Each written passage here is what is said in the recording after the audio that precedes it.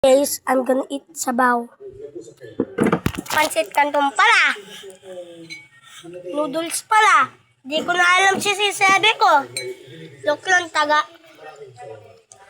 If you're watching this in English,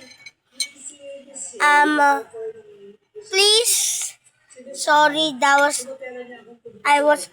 in Philippines now. Because I'm Filipinos and I'm in Garay.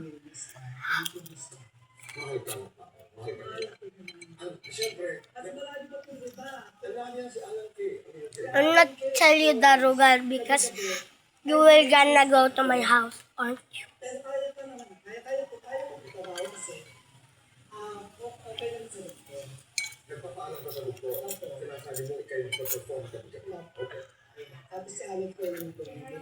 Kahit bahay.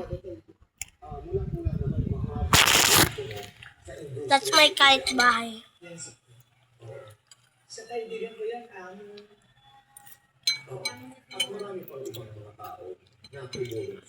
Later we're gonna explore my house. Si Jolie Divino, si Lapid, Mark Lapid, dito mo marirealize ang Ate Jane, nasa ating industriya, hindi ka talaga pinababayaan kung nalalaman nila. Kung naniniwala ko sa kung anong pinagin, yun ang maalim. Nakita ko siya ng lahat sa panahon na kailangan ko siya. Kaya hindi kung sa sila dumating sa buhay ko, kung sa sila nagbigay, kaya hindi ako namin ayun kailangan puso. Ngayon, na tayo nag-uusap, Ate Day, ano ang estado ng... This is my cat gonna eat my 1 second.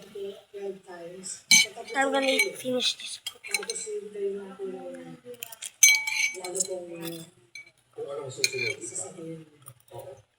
Parang ito sinasabi dito sa aking mga interview, lahat naman tayo, isang araw, matatanggap natin ang Panginoon Diyos.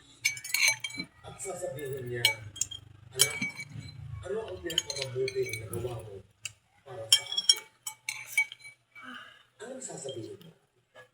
Ang mabuting nagawa ko sa kanya, hindi ko naging masamang tao.